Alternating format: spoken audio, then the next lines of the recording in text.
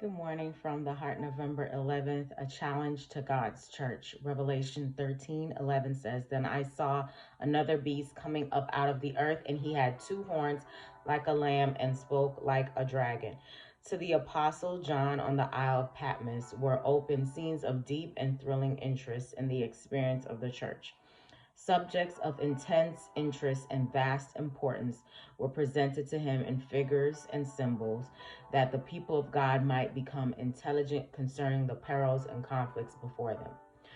Under the symbols of a great red dragon, a leopard like beast, and a beast with lamb like horns, the earthly governments, which would especially engage in trampling upon God's law and persecuting his people, were presented to John. The war is carried on till the close of time. The people of God, symbolized by a holy woman and her children, were represented as greatly in the minority. In the last days, only a remnant still existed. Through paganism and then through the papacy, Satan exerted his power for many centuries in an effort to blot from the earth God's faithful witnesses. Pagans and papists were actuated by the same dragon spirit. They differed only in that the papacy, making a pretense of serving God, was the more dangerous and cruel foe.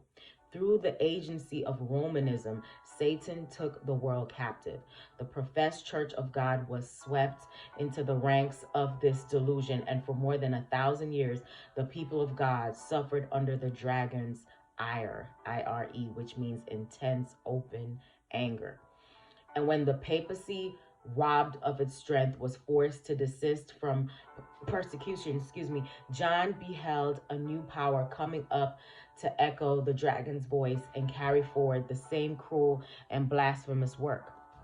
This power, the last that is to wage war against the church and the law of God, was symbolized by a beast with lamb-like horns. The beast preceding it had risen from the sea, but this came up out of the earth, representing the peaceful rise of the nation, which is symbolized. The two horns, like a lamb, well represent the character of the United States government as expressed in its two fundamental principles, republicanism and Protestantism. These principles are the secret of our power and prosperity as a nation.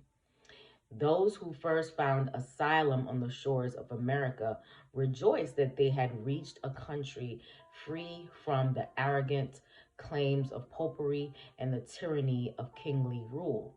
They determined to establish a government upon the broad foundation of civil and religious liberty. Hope you have a great day today. Live from the heart.